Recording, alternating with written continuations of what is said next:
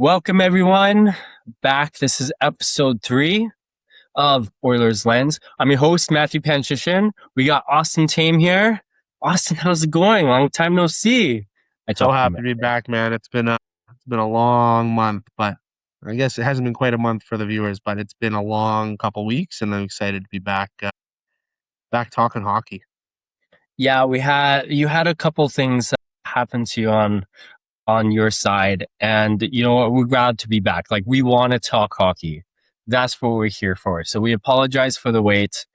This episode, we have some very in-depth conversation to have about a topic we've been holding off for a little bit, right? We've been holding it off because we've been trying to find all the information we can, right? We wanted to bring it as straight as nails, Absolutely. except if it's the curvy ones.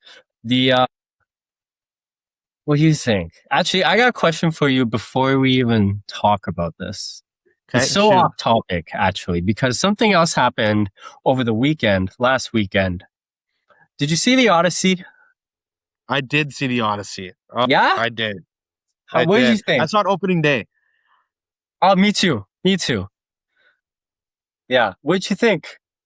I absolutely love the movie for a magnitude of reasons. I'll start off by saying I grew up like loving things like Percy Jackson and that like Greek mythology stuff. Like that's in my wheelhouse heavily.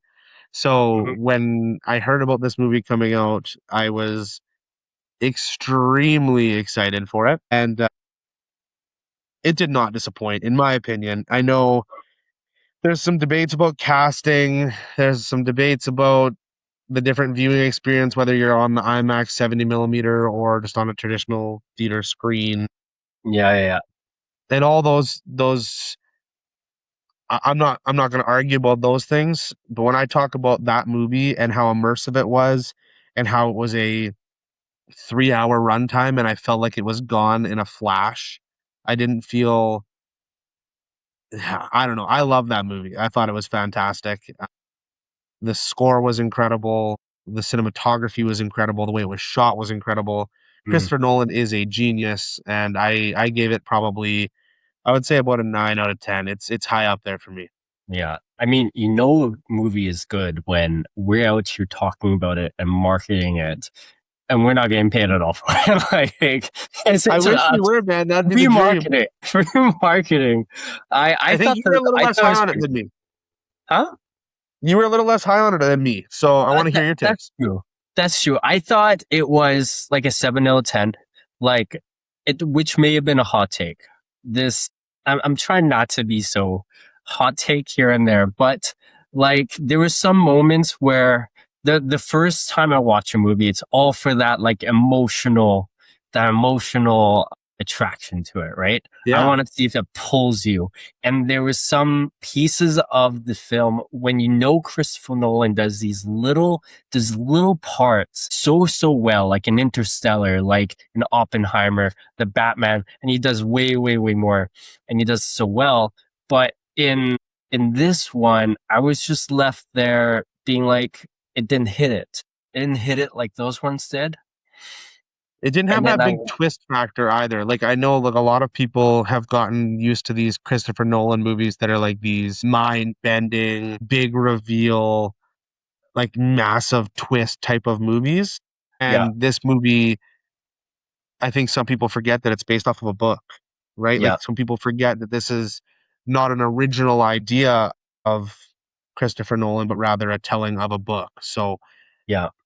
there isn't that big payoff like in some of the other Nolan movies for sure. What stood out to me a bit, I mean, the I thought Tom Holland did pretty good. Not outstanding. He was my favorite character. But I thought he did pretty good. I think some of the backlash on him is a little uncalled for, I think. This might be a hot take, Matt, but I would say that's Tom Holland's best ever movie he's ever done. He Oh. was consistently strong, held attention, carried the plot throughout the whole movie. There's some Tom Holland movies like Brand New Day and his Spider-Man movies and all those movies that he's fantastic in, but he doesn't have that same command of the screen that I felt like he had in the Odyssey. I Yeah. was extremely impressed by him in this movie. There was one moment where I was when Tom Holland and Matt Damon come back to each other, and there was that scene, and it did to me it didn't last long enough where he was like, "Wow, you're my father. You're Yeah. here right now." Right? That could have been like 10 to 15 seconds longer. Yeah, I I agree. thought that It didn't would have feel made like all the as difference. deeply as connected as it could have, for sure. One thing that I really took from this movie that maybe I'm looking a little too deep into the movie and I'm a weirdo, so this is how my brain works. But Yeah. Without saying all the spoilers. Sorry guys for any of the spoilers. yes, Trying to keep it spoiler yes, free. we'll put a little spoiler warning thing in. But But I think the thing what? that stuck out to me that a lot of people are missing is all of the like grandiose mythological things that happen in that film happen when the story is being told from one person to another. Hey. So when Tom Holland's character goes and meets up with the character who fought with with Matt Damon, right? Yeah. The character who fought with Matt Damon starts telling him the stories of the things that that troop of military men went through.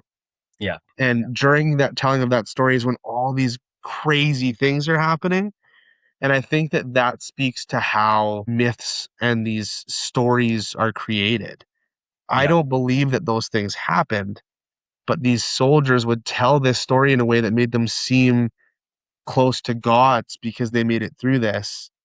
And so watching it from that lens, because I've already read the book, so I already had that idea in my head. Okay. And Yeah. so watching it play out where this kid thinks his dad is this god slayer because of all these things he's heard his dad do.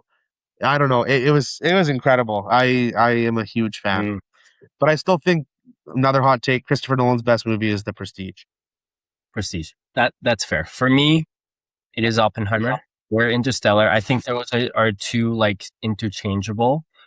They're both different dynamics. I feel Very like this different. one was a little bit more like Oppenheimer in the storytelling, Yeah, right? Someone who could really like direct things really well in the different point of views. absolutely. And you know what? Go watch it. Whoever hasn't watched it yet. And speaking of another guy who has different point of views and likes to direct things, Mike Babcock. Yes. What do you think about this guy? Is he the guy? Okay. Is he going to take Edmonton to the Stanley Cup? Austin, tell me the good news or bad news. I'm going to start off by tooting my own horn a little bit Okay. because we're in a Floor's fantasy yours. hockey league together. There's a group chat of about 16 guys or something like that. There's quite a few dudes in there. And when this hiring happened, I was very quick to say that regardless of the outside of the hockey side of things, I'm a very firm believer that Mike Babcock knows how to coach hockey and that Mm-hmm, Mike Babcock knows how to get the most out of his players. And mm-hmm, Mike Babcock is the type of coach to lead a team like Edmonton to the Stanley Cup. I truly believe that. I got a lot of flack in the chat for that from mostly everybody, and I took that. mm, And then I think as time has went on and we've heard more about how he plans to coach this team and some of the systems he may be implementing, and people have taken more time to dive into who is Mike Babcock on the ice. I think some of those opinions have started to change a little bit. So I'm excited to hear your take on it because we've saved this. We haven't talked. So mm-hmm. I get to hear your side of the things for the first time during this podcast. And I'm For the first time. excited for it. Well, it's been a long time coming for me. It's for those familiar with me on X, and for those who aren't, I was against the hire right off the bat. I'm a little bit more liberal with my views on how people are treated, Absolutely. and I think that's very fair. Like don't be a dick that way. Yep. But as what I try to do is like you're always going to have an original opinion, but let's follow up a little bit more on facts. Let's listen to stories. Let's listen to his story. Let's see how he does. How much does your opinion change? And Well, let's run through it. Okay. Let's do it. I'm excited. So, what we already know about Mike Babcock, Bob Stauffer has mentioned this a crazy amount of times, is what he did before he entered the NHL. And he won a state champion with Saskatoon, in which he had no business making. Not too soon after that, as soon as he leaves the system, does that entire college or uni pretty much go out of business as far as Yeah, hockey is concerned. And then the next few teams that he goes and manages, he's winning championships there. He becomes coach of the year over and over and over again. And next thing you know, he wins a World Junior Championship yeah, and makes the NHL in 2002. Okay. absolutely. So he comes into the NHL as this super highly touted coach that has this mastermind of intelligent dictating systems, understanding things that coaches haven't really seen in a while, really since Bowman, the OG Yep. Bowman. And what I saw is there's a few videos, thank goodness for YouTube. There's a few videos that have documentaries on that 2002 Cup run by Anaheim the Anaheim Ducks, who didn't end up winning the Cup. lost in the And finals. they lost in the finals to New Jersey, who was just unbelievable as a team, but it was close. Yes. It was close. And the questions I first ask is, how much did Babcock influence that season? And the answer is in two parts. There's the regular season, and then there's the playoffs. And then we have to talk about 2003, 2004. So in the regular season, he was highly influential. The team wasn't necessarily good on paper, and thus a lot of the things that happened were they were still getting outscored, or at least they were getting outchanced, outplayed. The shots for, shots against were very not good. They were like 22nd in both shots for and shots against. Like it was not a good recipe for success, but they kind of made a miracle of it, and they were ahead of where they were the year before. So they made some improvements. The deadline comes up and they get some really necessary players that kind of put them over the line to get into the playoffs. And then the playoffs happened, and people used the credit of him getting to the finals as something that he did. I would say there are very few situations in history where one person did everything. J.S. Jaguar did everything that Yeah. playoffs. Probably one of the single best playoff performances in NHL history. Period. It's up there. It's up there for Right? sure. In the documentary, you actually get to hear a lot of how he's talking in the locker room, the things he's saying to everyone. And we'll get to the systems and stuff later, because that's going to be stuff that I'm going to be excited about in what happened in 2005, 2006. But in his discussion with all of his teammates and stuff, it's really all Jaguar. And then what happened the very next season is all of a sudden they were a terrible team again, because on paper they really weren't that good, and goaltending couldn't hold them forever. It feels like what Boston was this year, where it was pretty much Swayman and just good enough finishing, yet the team itself was not very good. Right. Right. So then he leaves there, goes to Detroit, and this is where multiple things come in. Okay. First, Detroit moves from a no cap team to a cap team. As far as I am aware, that team lost half of its cap because of the 44 mil, wherever it was that year, going from 04 to 06. Right. And Holland does get a lot of credit actually for retaining actually most of the team, but there were some critical players that did not come back. Still, something was introduced that season that was not familiar throughout the rest of the league. And that was a possession style hockey, Right. real possession style hockey.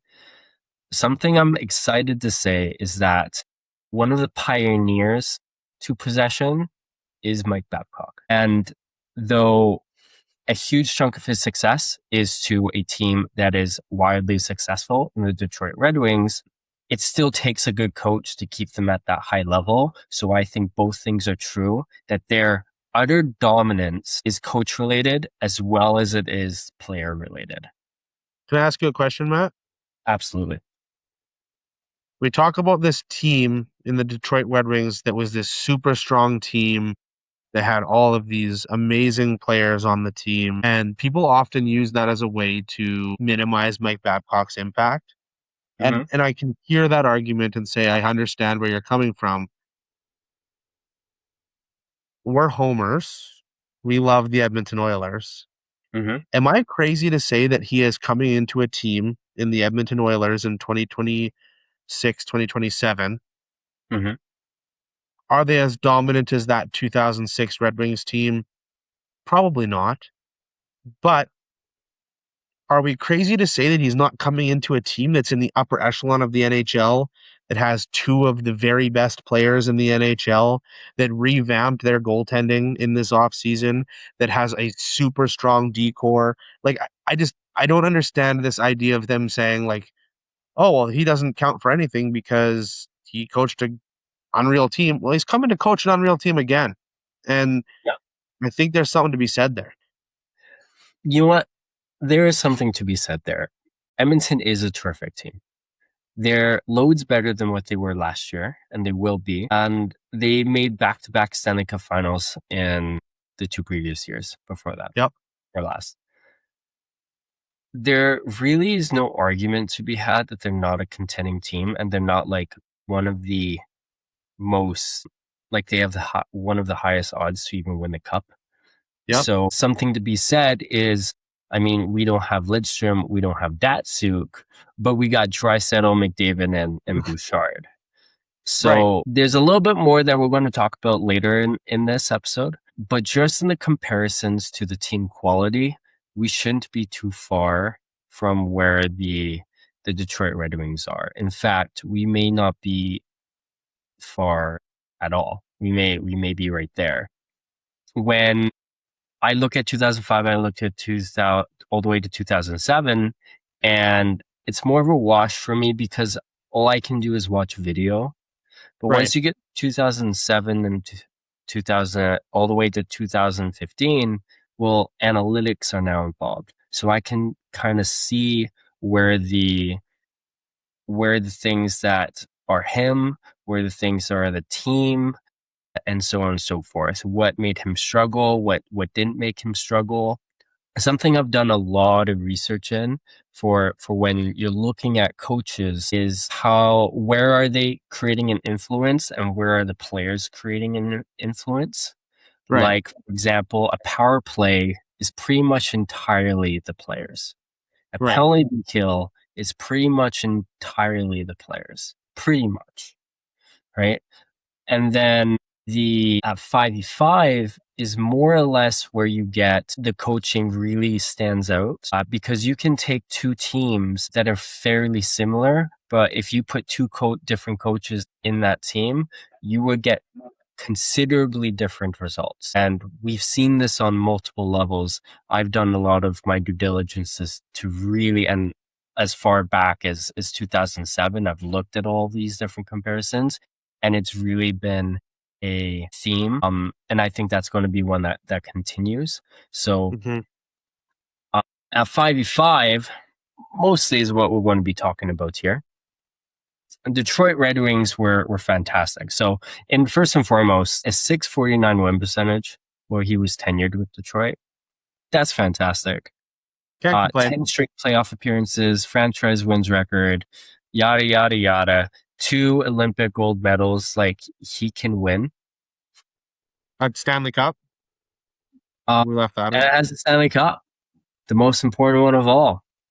A tad bit disappointing in 2005, 2006 when he didn't get there. I digress. We know all about that.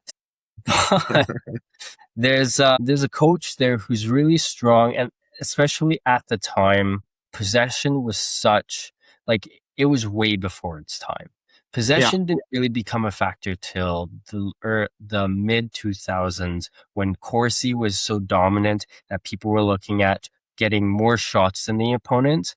And Babcock was still ahead because he wasn't just thinking about shots, he was thinking about quality of time with the puck. Now that would change once he gets to Toronto, but while we're still in Detroit, he actually didn't start moving down in the quality until his very last season, and he still made the playoffs, had 100 points, lost in round one though. Team wasn't that good, but for a team who actually shouldn't have made the playoffs, when I was looking at that roster, 100 points. They got there, and they got there because they should have got there, which is right. fantastic to hear. Do we Then, want to? Oh, sorry. You go ahead. You go ahead, Matt. okay.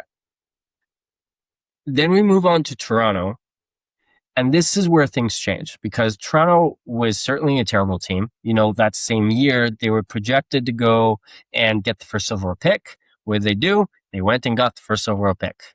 Yes, The they very did. next season, they make the playoffs, They sure 95 did. points. And Babcock had good enough possession numbers in 17-18. You saw slight improvements in 18-19. It was slight improvements till near the end of the year. And then in 1920, everything fell off. I Right. think people stopped working for Babcock, like they stopped playing for him a bit. And Yeah, I can see that. I'm a tad bit concerned there, but that never happened in Detroit. And then, by the way, sorry, we'll take a step back. In Detroit, the moment that Babcock left from Detroit, everything tanked in their numbers. Everything, Completely. completely. So that's good to hear on Babcock front. On the Toronto front, in 1819, really in 1920, 1920 specifically is the year where quality severely was on the rise. Right. That teams were looking at entries and knowing that getting pucks to the slot instead of just owning the puck most of the game is actually what's important. Who cares if the opponent has the puck 60% of the time if they're not getting anything with it, and the 40% of the time that you have the puck, you're getting everything that you want. You're going to win the game most often, right? And so I'm a little worried, right? Because that's where his coaching stops.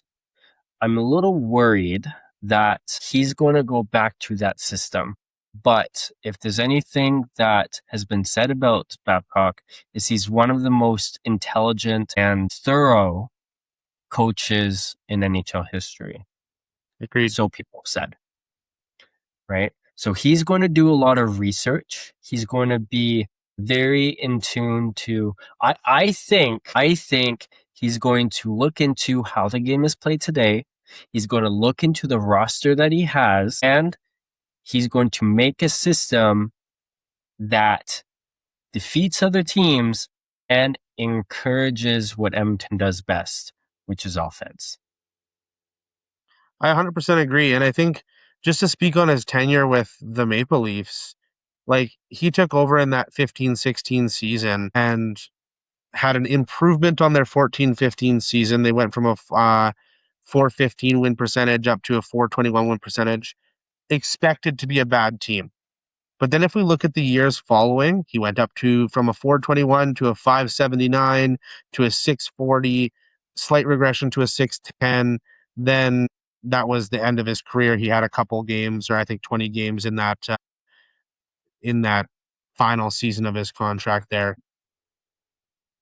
He took that team and turned them into winners. And you can see that just by looking at the raw stats of he took a team that was down here, and when he left that team, it was up here. I just wanted to touch on one other thing quickly, and that was when the hiring happened, a lot of people talked about Edmonton's not going to get free agents.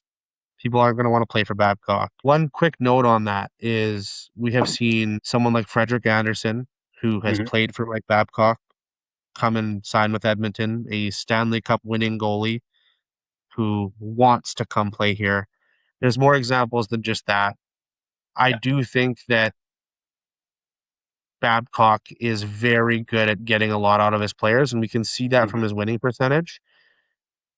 I'm excited by the fact that when he talks about coaching the Edmonton Oilers, Hmm. the thing he keeps talking about is he is going to look at how hockey is played today, and he is Yeah. going to coach based on how hockey is played today. Yeah. What that tells me is that's not a guy who's stuck in his ways. That's not a guy who's going to say, this is how I won in Detroit in 2005. This is a guy who's coming in who's going to play 2025, 2026, 2027 hockey, Mhm. and he is going to make sure he is ultra prepared to do so. And that's an exciting idea. Yeah. Let's talk about playoffs for a second there, Austin. I Love it. was looking back at '06. I was looking back at, probably the biggest thing talked about is he hasn't won a playoff series since 2013, right? And that offers a lot of assumptions that he just didn't do good enough, but there's influences there, right? So what's the Absolutely. context behind that? In 2005, 2006, if you looked at it from Detroit's point of view, goaltending wasn't good enough. Just simply Right. wasn't good enough. Detroit still outplayed Edmonton, but Edmonton outscored Detroit. And the defending just in general of Edmonton was like pretty good. It wasn't Anaheim. Everyone locked in for Edmonton, but Edmonton had to play their perfect game to get past Detroit. And they Right. did, and they got past Detroit. But if Detroit had just a sliver more, I don't think Edmonton wins that series. Then for Toronto, a slightly different story. Goaltending still a problem. Actually, goaltending being a major problem. Right. But now depth scoring is a huge issue. It was only the top six who was scoring. And then once it came down to the very last few games of the series, the other team knew that we didn't need to stop the bottom six. We didn't need to care about goaltending. They weren't playing well anyways. All we need to do is stop Matthews and Marner. What Right. happened? Exactly that. I get the whole memo about they weren't performing well, but I mean, Edmonton fans, here firsthand. If it wasn't McDavid and Draisaitl, it was no one. The only difference is Matthews and Marner is not McDavid and Draisaitl, who are the two of the other four best playoff performers in NHL history, right? Agreed. So let's not compare apples to oranges. From that roster, there was nothing that Babcock could have done because his talent pool of the depth actually wasn't good enough. The GM didn't do a good enough job, except 1 year where Dubas did a pretty darn good job. That was 18-19, and then they just failed when they shouldn't have failed. And they actually the team scored well, but goaltending just Jack Campbell let them down like so bad. Oh, So good old Soupy. And then we went and gave him a massive contract. yeah, Love that guy. yeah, Love that guy. Still paying that guy. But I'll say this though, and I think you touched on this a little bit that in Toronto the players kind of stopped playing for Babcock. And I think that that's a pattern we see with a lot of these harder nosed coaches that hmm their tenures don't last forever because unless you win a cup, when you're getting held that accountable or when you're getting rolled that hard and getting that end goal, that end result, I think hmm that probably feels pretty crappy and gets pretty old pretty quick. I think that that story is maybe different if that coach is riding you that hard and then all of a sudden you win a cup. I think you're probably like, I love that. yeah, I can see both sides of that, and I wouldn't be surprised if his tenure isn't super long in Edmonton if we don't have success, yeah. because that being held accountable and not seeing the result from it, I can't imagine feels very good. I forgot. Did what was the term for Babcock's contract? Do you know? Do we know? I don't even know. Let me quickly take a quick little search here. I have no idea. Hopefully 1 year at a time. And that's not to say that we shouldn't, but have it more. But at this point, if coaches are coming in and out like crazy, and I mean, a lot of people are still thinking Cassidy's the guy after this season because now he's available. I don't know. We'll see. We'll see. At least have him for 1 season, see where it goes. And if you win a cup, great. You can reconsider. If you don't win a cup and you want to move another direction, great. If you don't want to move another direction, he came too close, great. You know what I mean? I don't think that there's ever been a release of exactly what Mike Babcock's contract is. Did you look at that? Oh, here it is. Sorry, I lied. He signed a 2 year. Oh, never mind. That's what the Blue Jackets 2 year, $8 million. Yeah, there is no exact description as to how long we have Mike Babcock. And there you go, guys. But I Babcock will is ask you a interviewing. question. How much do you think the Babcock coaching hire changes when you look at the fact that DJ Smith came with him? I like DJ Smith. I think that's a very popular opinion. I He's agree. that pretty good defensive coach. He showed that in LA. And it's not like the PK completely is all personnel. It's mostly personnel. It's just whether they want to lock in or not. Right. But certainly DJ Smith will help that. Like he will help get these players to lock in. I digress. The wedge plus one was a fantastic system for Edmonton, and really Yep. they should just continue doing it because it's the best PK that goes against the 1-3-1, which is what pretty much every NHL team uses, because that's the best system in order to get to the slot on the power play. So for Edmonton's PK, I digress. I think that Smith is a good, really good defensive coach on a team I that has agree. a lot of defensive players right now. Agreed. Another question I wanted to ask you about the Babcock hiring is what players on the Edmonton Oilers roster going into this year do you think are going to have the biggest increase in production under the coaching of Mr. Babcock? Well, the easy answer is going to be Frederick, Yeah, I agree with but that. I find that's mostly because his production was so low last year. Rather Yeah, than fair. it's not a high bar. His production come closer to training camp. I'm going to do the thorough point production that Yeah, I usually do, but probably around the 20 to 30 point range. And if he hits 40, by the way, that's well over his contract, right. which is fantastic.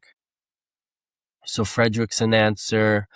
I I think think I think Savoy Mr. answer. Doc is going to be a big coming out party this year. Well, he's going to have to be. I'm very concerned on his front. Very On Colton concerned. Doc's front. Oh, I like Cone Dog. That's who I was saying. Sorry, I don't know if I cut out there. Oh, my I bad. was saying I think Colton Doc is going to have a major coming out party this year. Yeah. Cone Dog. Well, he's going to be playing center, apparently.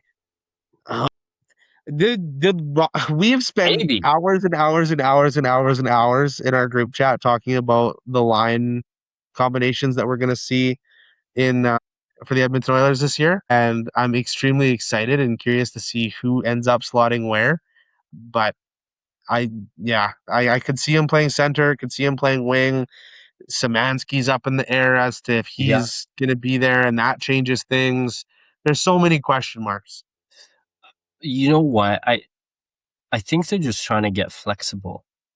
Like I think Yes, they're trying to train everyone how to play center. Savoy can play center, and like who who doesn't know how to play center?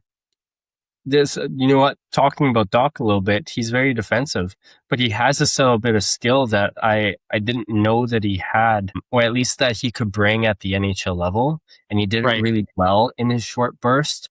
But I want to hold up a little moments because I saw this in Yamamoto in the 1920 season, or Yeah. whenever you did that little spurt of 26 games, 27 points, something like that, or vice versa. And I was like, oh, this guy's a player because he's bringing it every single night, turning over the pucks or like forcing turnovers and scoring goals, getting it to Nugent and Dry. It was so electric. And then he never brought that same game again.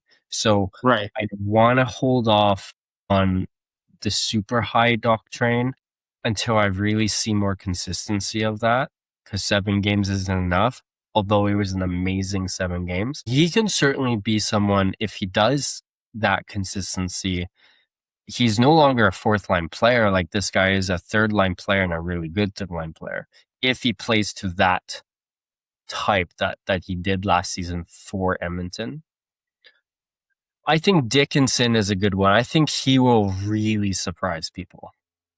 I Actually. love Dickey, man. I was super high on him before the re-signing. I really wanted him to come back. I referenced back to his interview post his re-signing, talking Mhm. about I can't remember who it was who asked him the question, but they said you had a season where you had this massive offensive breakout. Can we expect to see a more offensive game out of you? And his response was one that kind of surprised me, Mhm. but when I looked into it more, absolutely rang true. And that was he is a Swiss Army knife. And the year he had the massive offensive breakout, he was simply deployed in a way to have that breakout. His teammates, the line he was on was set up to be a scoring line, and he excelled in it. Yeah. Traditionally, his deployment has been in a defensive lockdown line where he's not meant to go out and put up 40 points. Mhm. I'm What excited to see what he could be on a second line center role or something like that, where maybe he is put in more of a position to be offensive. what I love in the work that I do, like I work with quality for and quality against, and Right, a little bit more than I do expected goals, because expected goals won't entirely tell you whether a guy is creating quality or not. Like let's say Brady Kachuk, for example, or Vander Kane, two tails of the opposite spectrum. Both will shoot volumes of shots on net.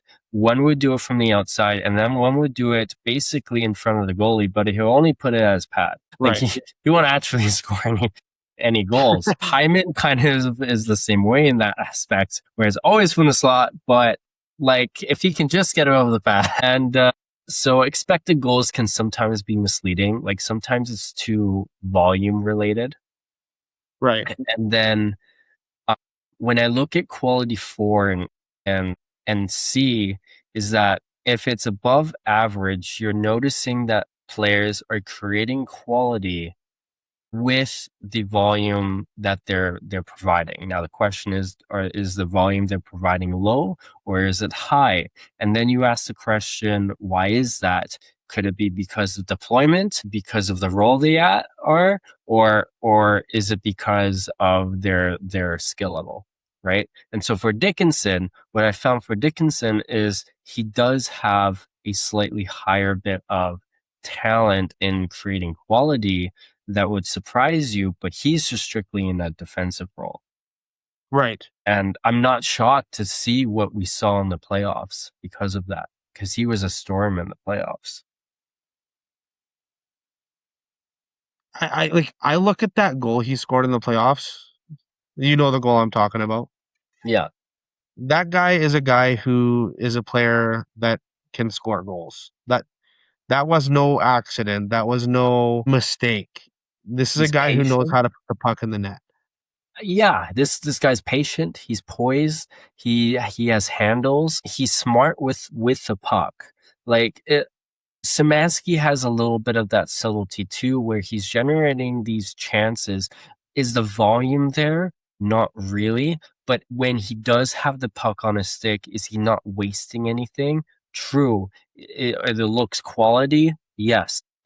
Uh, you would just like a little bit more volume. I think with Dickinson, he's not going to be strictly in a defensive role like I'd agree. many think. I think he's going to be in let's play, but you know your strength is defensive. So when you're creating quality and stuff, you know that you can be defensive, so you can be defensive. right? Right. Because he's also going to be probably playing with Paul Colson a lot. He's going to be playing with some younger players a lot. And because you can't stick these players, like you can stick them on the fourth line, but you shouldn't stick them on the fourth line. And so if you have Hudson or Howard there, which isn't a bad choice, you got to let him carry a little bit of the reins offensively. You got to let him create some more volume quality, right? And I think he can. But one thing to extend on that is I really don't think Babcock is going to stop anyone from playing their game. Like I think he's just going to want them to do it and then to do it better, not to change them in a way. I think I lost him. Hold up.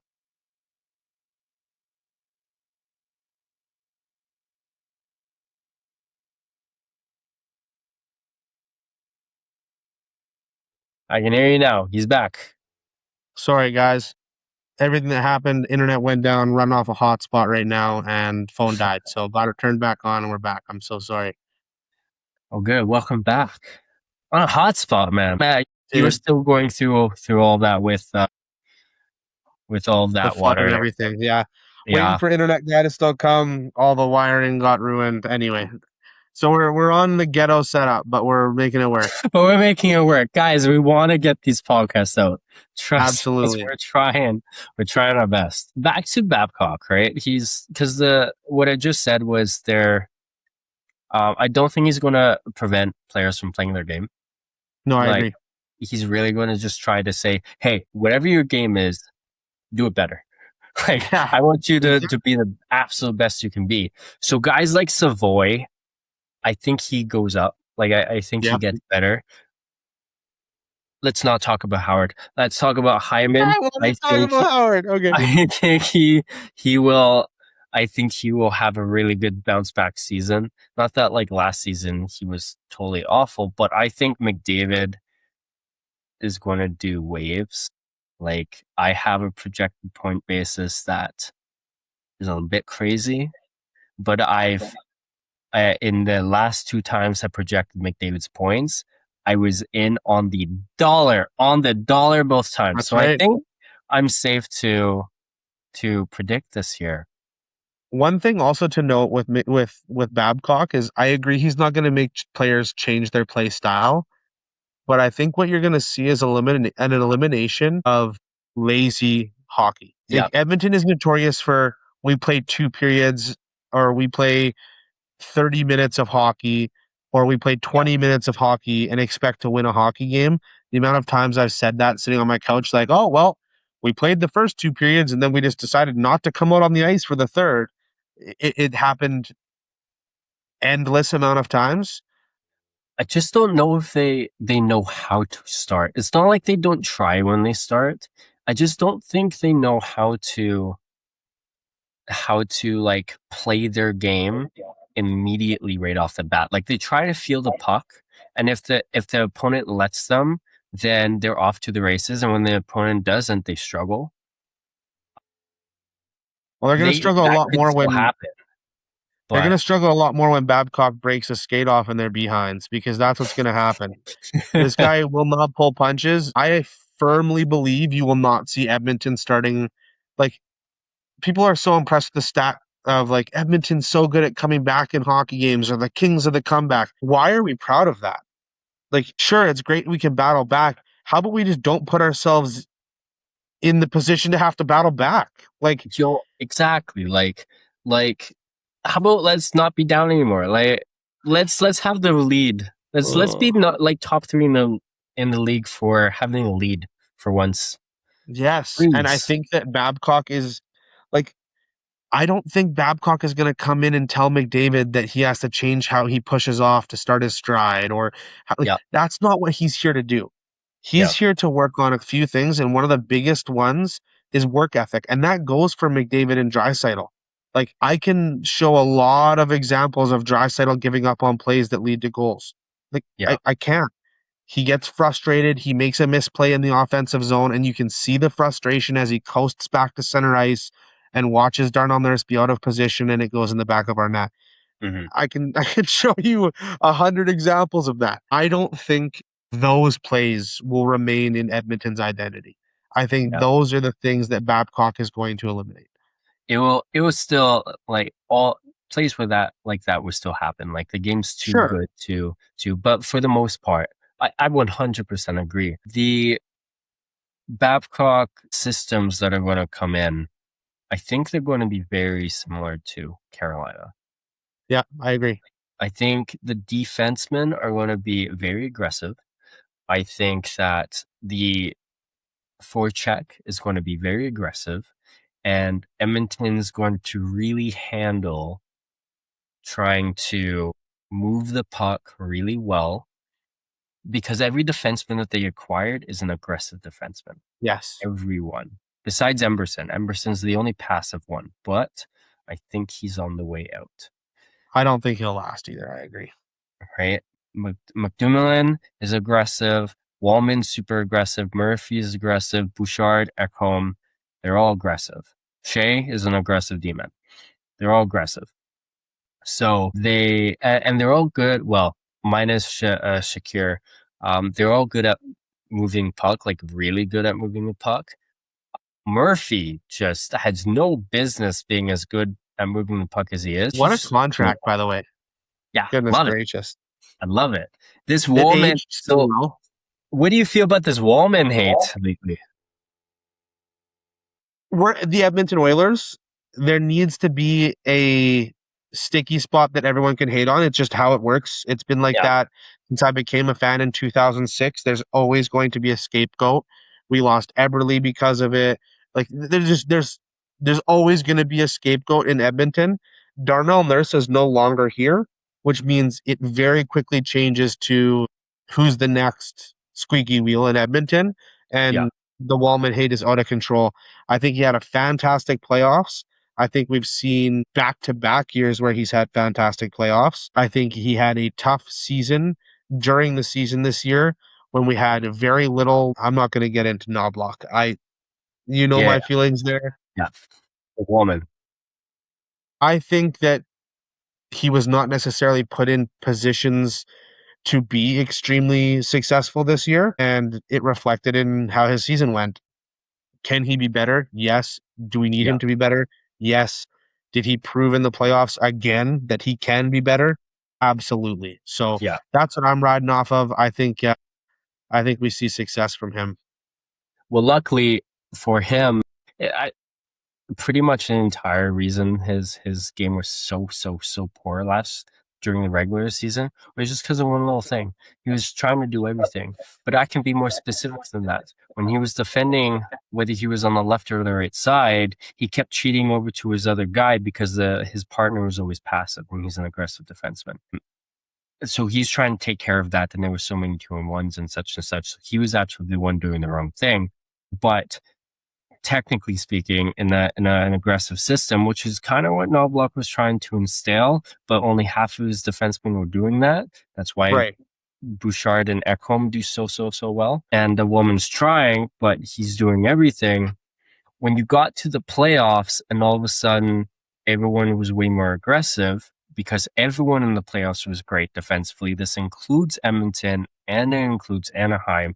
Just goaltending was awful. And I'm just talking 5v5 because once you got to Yes. 50K, yeah, we know what happened there. But at 5v5, because I monitored slot shots against and everything like that myself, and it's the lowest it's been in the last 15 years during the There you playoffs. go.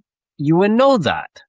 Like every team was super defensive, and Edmonton wasn't anywhere close to last. They were like fifth in the NHL in inner slot shots allowed. Like they didn't struggle defensively, and that was large parts due to Wallman and how much better he played in the playoffs because he was the Edmonton's best player in the playoffs or best defenseman in the playoffs. So obviously he can do that, and he did it in 24-25. So I think it'd be fine. It'd be fine when it's I just think one he'll little do well. detail. Do you think in relation to Babcock that there's any players that you heavily worry about? that may not fit into his systems or that just may not be a fit for what this team is looking to do under Babcock going forward? It's just Nuge at the Yeah, moment. I agree. It's just Nuge. The lack of system fit now. I just try to think of any kind of system that works well for him, but he's getting a little slower year by year. He's playing too much as like a third assist kind of guy, so he's doing a lot of board work. He's not being the driver that he once was. Like Right. he's been primarily the second assist guy, but like he's a first overall pick. He has play driving skills and he can do all that if need be, but he's lost so much of that that I've lost any expectation whatsoever that he can now do that because he didn't really do it at all last season. And Right. then he's not good on the PK. So I want to see that being changed. Like the goals against are higher when he's on the PK, and the expected goals against are a little higher when he's on the PK. So he's allowing more shots in for people who aren't familiar with the analytics and why I'm speaking to them so much. It's just things aren't happening that are good when he's on the ice, Right. and I don't see any way that I'm concerned he can't rebound. Like he's on the way down because he is trending down right now. I don't think Which he is can. sad because we're heavily on that keep Nuge forever train. Like he's been with us a very long time, but I think it Yeah, comes a point where we went from being one of the oldest teams in the NHL to not even being in the top 10 oldest teams in the NHL practically overnight. And he, I think, is the last one on the team that like drastically shows his age. Like yeah, I think Ekholm's a little bit sheltered in that respect because he's playing with Bouchard, but he still plays a really good brand of hockey and he doesn't look yeah, super old on the ice. When I watch Nugent Hopkins, I see a player that's showing that he's on the decline. And I yeah, look at even his connection with the core and it makes me question a little bit. And yeah, I think that like you even see like when Babcock sat down with the core, that core didn't involve Nugent Hopkins, which I think for anyone out there who's a huge Nuge lover must be somewhat alarming for you. We're talking about your longest tenured player, this guy who's supposed to be a massive part of what this room is, and he's hmm not being involved in something like that. And then furthermore, we have all these social media posts coming out currently of all these team pictures. Have you seen hmm any of these yet? No, I haven't. I've been away a bit. Well, the main one that just posted today, the group that is in this photo, this was posted by Lauren Kyle. Yeah. You have Leon and Connor, then you have Matt Savoy and Colton Dock, hmm then you have Ryan Shea right in the middle of the picture, right next to McDavid, Yeah. which we love to see, welcoming in these new players. To his direct side is Mr. Iceman, Isaac Howard, followed by hmm Bouchard and Dickinson. That's the group that's posted from the captain's wife. And I know we can't read too heavily into what a social media post is, but I think there is maybe a little bit of something to be said about is he still part of this main core? There's something, maybe there's something there.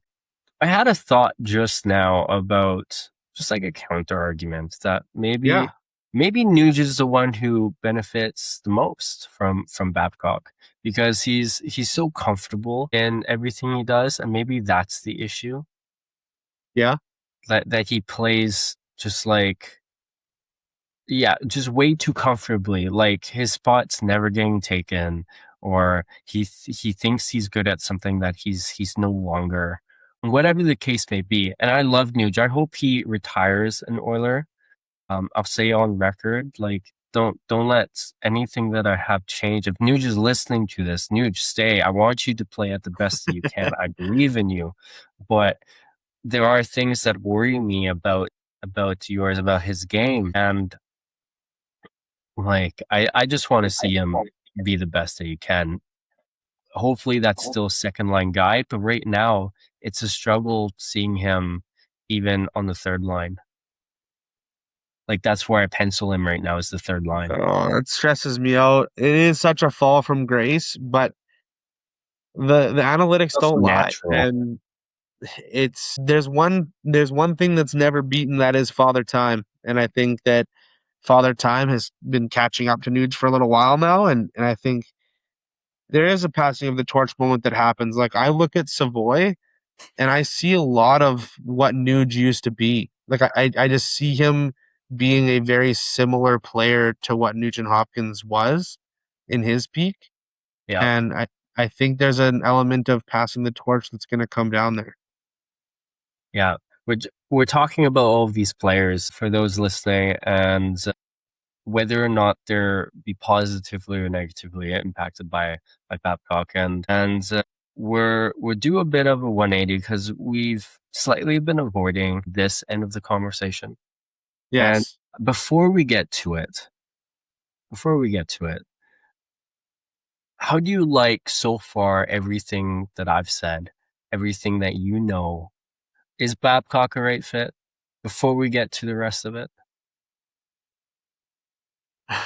does he help The this rest of team it is win a the big cup? part, right? Like I don't want to sit here and sound insensitive towards what people have been through Hmm. and people's stories. I'm a firm believer that kindness is what should be preached above all else. That said, looking strictly at the hockey side of things, strictly at the analytics side of things, strictly at the what the on ice product is going to be, I do believe Mike Babcock is an elite hockey coach, and I do believe that he has what it takes to help the players achieve what they have, and in that leading us to a Stanley Cup. So, to answer your question in long form, yes, I believe that he was a good hire. Yes, I believe he was, of what was available, the right guy for the job. Okay. In my opinion, and Austin's the one that's always right here. So whatever I say, it doesn't matter at the end of the day. But I'll say it anyways. So I think Babcock, when I originally looked at him, I'm like, oh, this is a mid coach on a good team, on a great team, and he had a tons of success when he was doing stuff at, like, anyone's going to have success coaching Team Canada. And while that's still true, I later found out that that's not the entire story. Babcock is a really good coach. He's even a really, really good coach. Is he elite? I'm still not there Okay, to say fair. that he's elite, but very good for sure. He's not just what his team was. To this next part, the controversial part. He if you're not aware of Babcock, right? You're listening to all the good things that we've said. You've listened to and you know all the accomplishments that he's had. He's been known for his irresponsible tactics against players. His, for a lack of better words, rather it's the appropriate word, his over manipulation tactically of his Off players. ice antics. Off ice antics. Yeah. Is that a problem? Absolutely. Absolutely, that's a problem. There's no ifs, ands, or buts about it. There, I said this in one of the first two podcasts. There's the analytics and the hockey side of hockey, and then there's the people side of hockey. And they both walk hand in hand in what becomes a good hockey team. And there's no place for that. There's no place for people feeling unsafe when they're going to work. There's no place for making people miserable. And those are some of the reports that we've heard, is that some players who have played under him have felt miserable. And there's no excuse for that. So yeah, Everyone's yeah. got to get treated human. There's been some people speaking online. I'm not going to bring attention. I'm not going to say the name because I don't want to bring attention to it. It's like if Mark Spector puts something out, I haven't blocked. I'm never liking it. I'm never reposting it. I'm never viewing it because it brings attention to it, and that's how that stuff reaches other viewers, right? So I'm Right. not going to say his name, but I find the two sides are everyone should be treated not necessarily equal. Like McDavid is McDavid. There's a reason you're going to treat him slightly unnaturally with a little bit more, but Absolutely.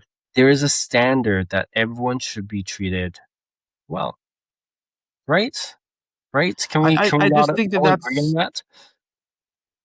like the basic level of human decency has to remain for everyone. Right. That said, I also am a little bit of more of a hard-nosed guy myself. Like I've been in people management a very long time, and I've learned that confrontation is not a Mm-hmm. swear word. Mm-hmm. Holding people accountable is not a bad thing. Some people, especially in this younger generation, and as we've somewhat become a bit of a softer society, I think confrontation and majority. accountability is hard, right? And so I do think that it needs to be done appropriately and in a way that's not harmful. But I also believe that there is an element of accountability that still needs to ring true. And so I'm hoping he knows or he has learned or he has grown in a way to find that line a little more effectively. Mm-hmm. Well, as emotions have been more of a how do I put this? More at the forefront. Yeah, like sports science does show that when you're more conscious of like everything, that your emotional side of you, and you can control that, and you understand that, and you're not going to let someone, like, having a thick skin can somewhat hurt your performance. Yep. But like, you could say the same thing otherwise, but the way that things are headed is people are getting a little bit more emotional awareness, we're saying, Right. right? Right. That said, there is some consistency that, and I know a lot of you are waiting for me to say this, but there's some consistency that the players that Babcock has been has the ones that he has ridiculed overly has been players that maybe shouldn't be playing hockey anymore in the NHL. Yep. I think there's some truth to that. I also think that that doesn't mean that you can go below the standard. Right. I agree. And not every player, there's definitely a few players like Mitch Marner, right? Like Franzen, like Mike Modano. And Mike Modano had more than just that one incident. So it's not about the how you treat him as he's ending his career. There was another Right. moment too. But yeah, just the more consistency is coming from the depth of the guys who are barely playing. And when I looked at it, he was upset with these guys not performing well because they weren't performing well. But there's some of the guys like Martin, like Franzen, like Modano, who were playing well. And so why? You're never going to know the whole story. You're only going to hear the one side. But when you treat one, you treat another. And I think that there's also an element of, like you said, like these are players who are realizing potentially the end of a dream, the end of something that they've worked their whole life for, regardless of if they deserve that NHL spot or any more aside. This is something that they've bet their life on. Like really, like you yeah, can't half-ass hockey and make it to the point where these players are. I think that there's an element of even if something can be said in the nicest way possible, it still wouldn't feel good. And then we also know Babcock isn't saying it the nicest way possible. So, yeah. like, And you know what they say about the people who try to achieve the highest, just in general, like the people who achieve the highest amount of success. They are the most crazy. They're the most like fucked up in the head, maniacal. right? And for better and for worse, right? So that might be Babcock a little bit, and so that theoretical understanding that I think Edmonton's going to be okay. Am going to continue cheering for them. It's not like he's covering up a sexual assault case, allegedly. We already have one of those, Matthew. You know, I don't know. It's a different situation. Absolutely. I just the one thing for sure I agree 100% is that I wish Edmonton would stop going after controversial stuff. We And are the bring kings of it, man. So, like, why do you have to do that? Every year almost we have to find one. It's like our Every project. year. And then why do we have to get a coach that's got a dick in his name? Like, why do we gotta do that? Every year, man. I don't know. That's like the ongoing thing. I can't remember the last time we haven't. It's so fucking funny, man. Like, I can't even. It just I don't know. The way I look at it, Matt, is broken down in the most simple terms possible is I believe in the core of what our team is built off of, and that is McDavid, Draisaitl, Hyman.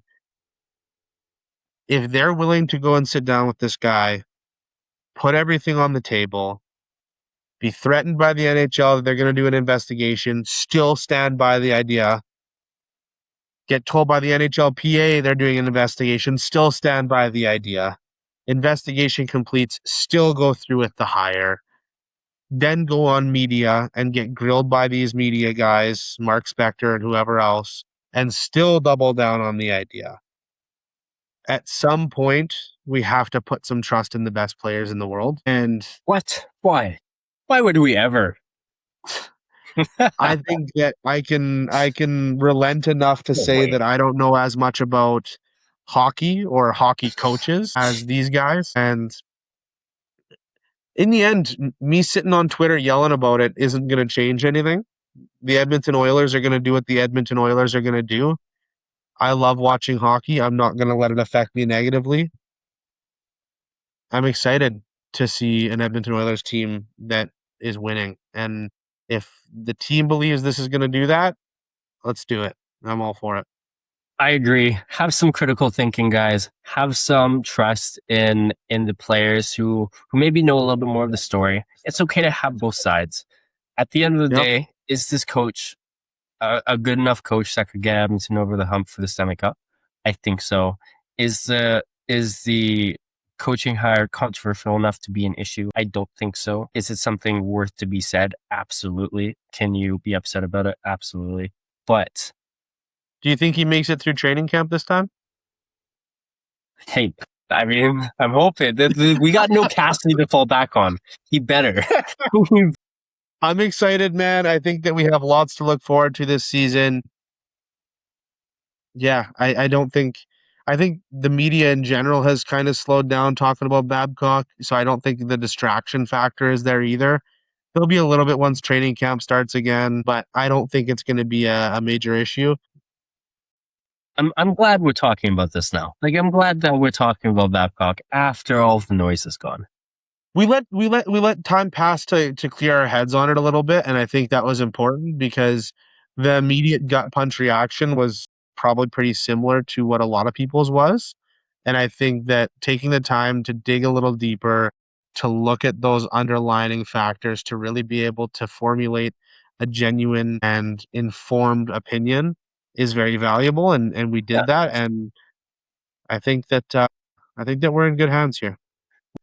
Agreed. I think we're doing okay, and I look forward to the season. You know, we got more coming up too. Yes, I think we're filming another one tomorrow. Guys, just to show how dedicated we are, where I live right now, it's almost 3 a.m. We were not letting another day go by without recording this podcast. I'm up tomorrow morning at 7 a.m. with the kids. I'm popping 2 or 3 monsters tomorrow. We're getting through the day. And then tomorrow night, same thing, I'm recording another one. So we want to get this out to you. Thank you so much for listening. We've had lots of really good support. Austin Tame, your host, Matthew Patrician, and I bid you adieu. Till next time.